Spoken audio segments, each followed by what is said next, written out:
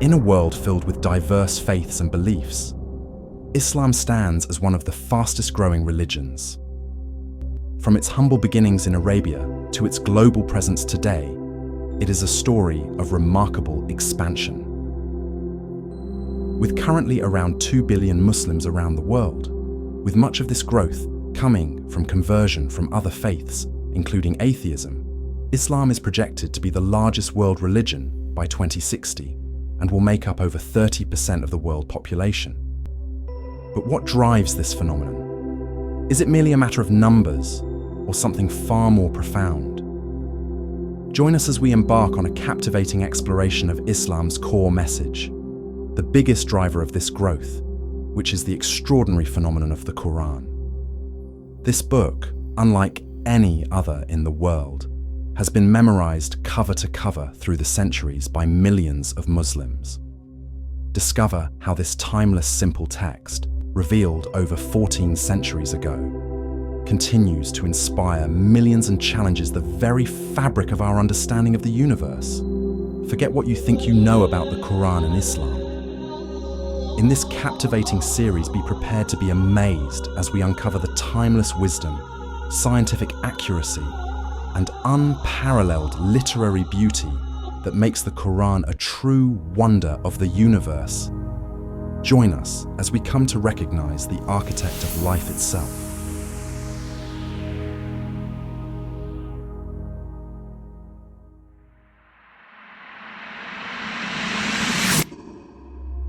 The universe has been the subject of curiosity for centuries. Philosophers such as Aristotle believed the universe had always existed and is eternal. This was the mainstream view and was known as the steady-state theory. This theory meant that there was no need for a creator, as the universe didn't have a beginning, thus there being no requirement for a cause. However, in the early 1900s, Alexander Friedman and George Lemaitre first recognized that the universe had begun in a cataclysmic explosion. This idea did not gain much attention until 1929. That year, Edwin Hubble made one of the most important discoveries in the history of astronomy. He discovered that everything in the universe was moving away from everything else, which implied that the universe was constantly expanding. If we were to rewind the universe's development, then we would find that the universe was at some point in a joint state. This idea was resisted by many philosophers and scientists due to the questions it raised. If the universe had a beginning, then who or what caused it? Then, in 1963, Arno Penzias and Robert Wilson discovered that cosmic microwave background radiation emanated from all directions, and that this came from a huge explosion during the first seconds after the birth of the universe. This discovery provided scientists with the missing evidence that supported the Big Bang theory and led to its acceptance as the standard model of cosmology, leaving little doubt that the universe had a beginning. Interestingly, for hundreds of years, since the Quran's emergence, skeptics had trouble understanding the Quran's assertions about the universe. However, with the assistance of scientific advancements, we can now understand these assertions. The Quran, in chapter 21, verse 30, states, أَوَلَمْ يَرَ الَّذِينَ كَفَرُوا أَنَّ السَّمَاوَاتِ وَالْأَرْضَ كَانَتَا رَتْقًا فَفَتَقْنَاهُمَا وَجَعَلْنَا مِنَ الْمَاءِ كُلَّ شَيْءٍ حَيٍّ أَفَلَا يُؤْمِنُونَ. Have those who disbelieved not considered that the heavens and the earth were a joined entity and we separated them? The Arabic word ratkan, used in this verse, can be translated as sewn to, mixed in, or blended. The Arabic word fataka, used in this verse, also has a diverse meaning.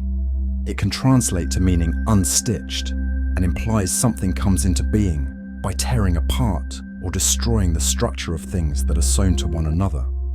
So the two words used suggest that the entire matter of the universe was collected at one single point initially and interwoven.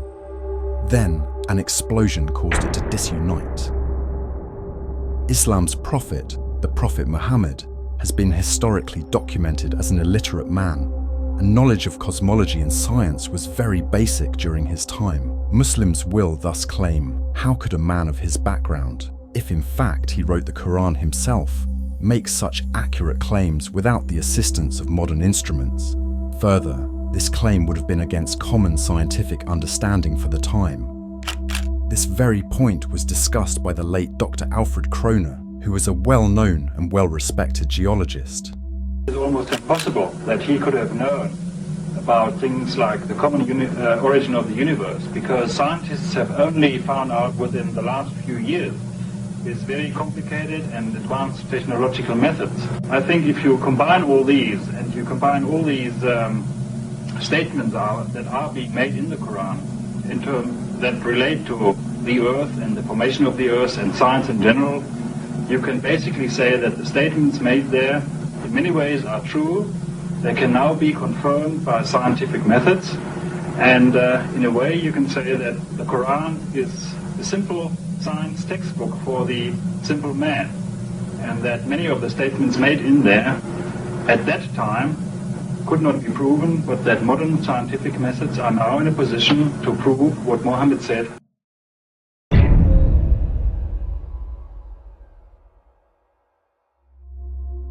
After the Big Bang, scientific knowledge and data suggest that the universe was nothing but a cloud of smoke or was in a gaseous composition. The planets, sun and stars did not come about immediately after the explosion. The gaseous state was initially made of hydrogen and helium. Condensation and compression shaped the planets, the Earth, the sun, and the stars. Interestingly, scientists can still observe new stars forming out of the remnants of that smoke. This picture shows a new star forming out of a cloud of gas and dust, which is one of the remnants of the smoke that was the origin of the whole universe. The Quran quite remarkably, concisely and accurately describes this in Surah 41 verse 11. ثم استوى إلى السماء وهي دخان فقال لها وللأرض ائتيا طوعا أو كرها قالتا أتينا طائعين. Then he turned to the sky, which was smoke. He said to it and the earth, "Come into being, willingly or not." And they said, "We come willingly." The knowledge of all contemporary communities during the Prophet Muhammad's time would not suffice for the assertion that the universe had once been in a gaseous state. In fact, Muhammad never claimed to be the author of the statements in the Quran, and the Quran itself often reminds readers that Muhammad is simply a messenger of God. In Surah 11 verse 49, the Quran mentions, تلك من أنباء الغيب نوحيها إليك ما كنت تعلمها أنت ولا قومك من قبل هذا فاصبر إن العاقبة للمتقين. That is from the news of the unseen which we reveal to you, O Muhammad. You knew it not, neither you nor your people before this. So be patient, indeed, the best outcome is for the righteous. French scientist Dr. Maurice Bucaille stated in his book, The Bible, the Quran, and Science, that he sees no contradiction of the Quranic use of the term smoke and a modern interpretation of that word as a gaseous mass when speaking of the formation of the universe. One of the features of the Quran is that it is timeless and can be relatable to all people of all times. The Quran uses terms and expressions that would avoid confusing its readers in the 7th century. The 7th century reader of the Quran could easily relate to the image of smoke, and the 21st century reader can easily interpret the word as a gaseous mass.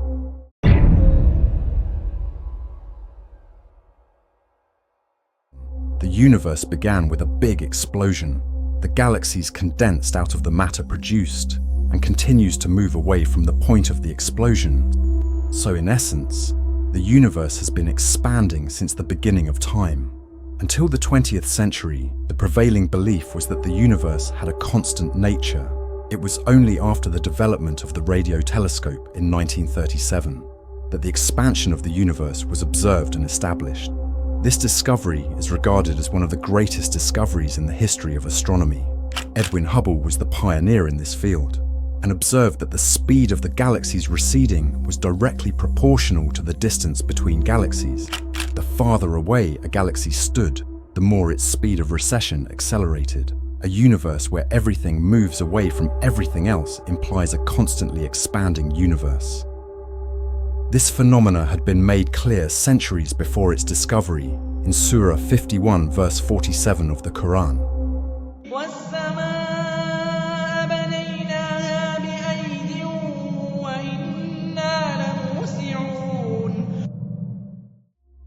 And the heaven we constructed with strength, and indeed we are its expander.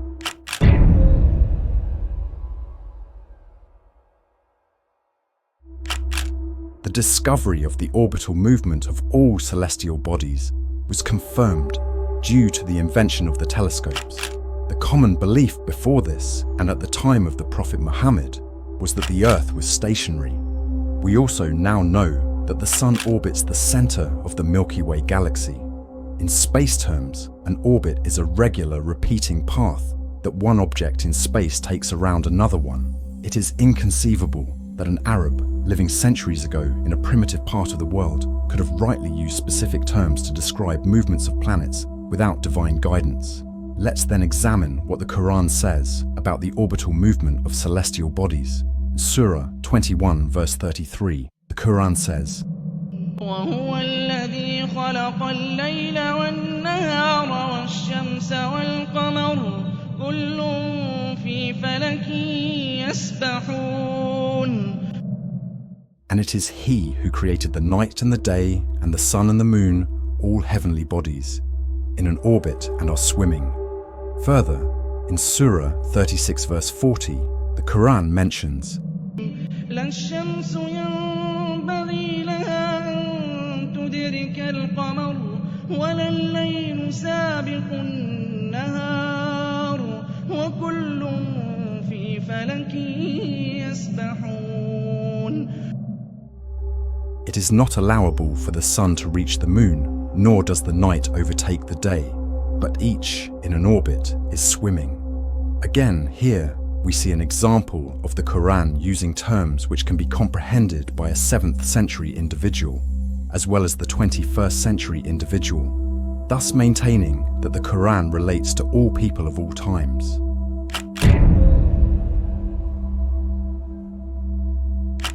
Just as the universe had a beginning, scientists believe the universe will have an end. However, there are several theories on how the universe will end. There are 3 main theories, and very interestingly enough, the Quran supports all these theories in some way or another. This may indicate that all 3 of these theories may be correct in some form. The Big Freeze theory states that over time, matter will be separated from one another. The universe will expand at an exponential rate, and everything will start to lose its heat and energy. Eventually, the universe, the planets and stars will become cold and void of any light, heat, and life. In regards to this, the Quran mentions in Surah 81 verse 1 and 2, إذا الشمس كورت وإذا النجوم انكدرت. when the sun is wrapped up in darkness and when the stars fall, dispersing in darkness. Further, in Surah 75 verse 8, the Quran states, وخسف القمر. and when the moon becomes dark,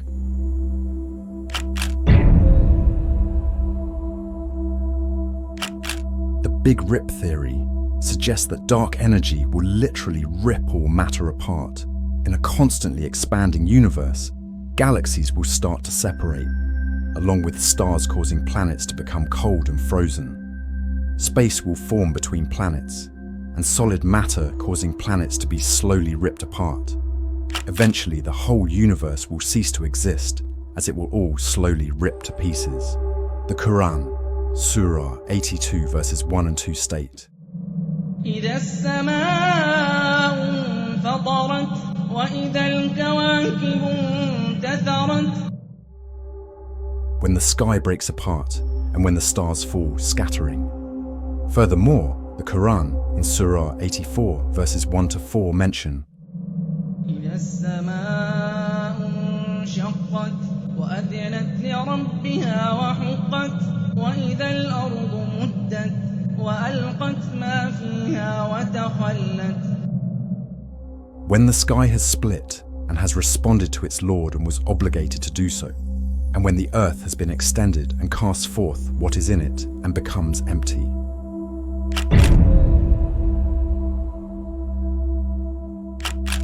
The Big Crunch theory intimates that the universe will collapse in on itself, starting with galaxies becoming closer and closer. It will be like the merging of two clouds, similar to how the universe began. All the matter in the universe will merge.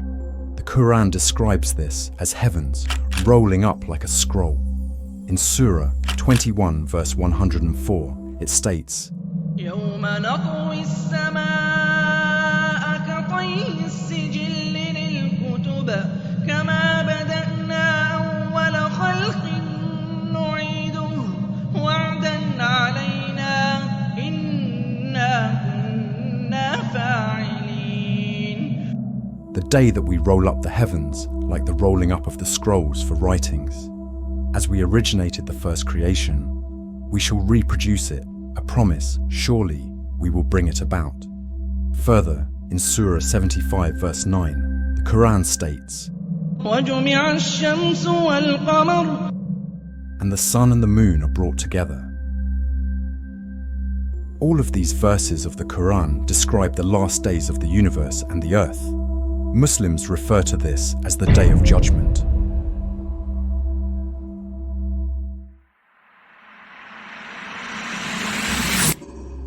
Together, we have embarked on a remarkable journey, delving into the depths of the Quran and the cosmos. Our exploration has unveiled an extraordinary tapestry of knowledge contained within the Quran. A book revealed centuries ago, yet still astonishingly aligns with the most advanced scientific discoveries about the universe. From the Big Bang, which gave rise to an expanding universe, to the eventual demise of the universe, we have revealed that faith and science can converge in one. In fact, the Quran encourages contemplating the wider universe.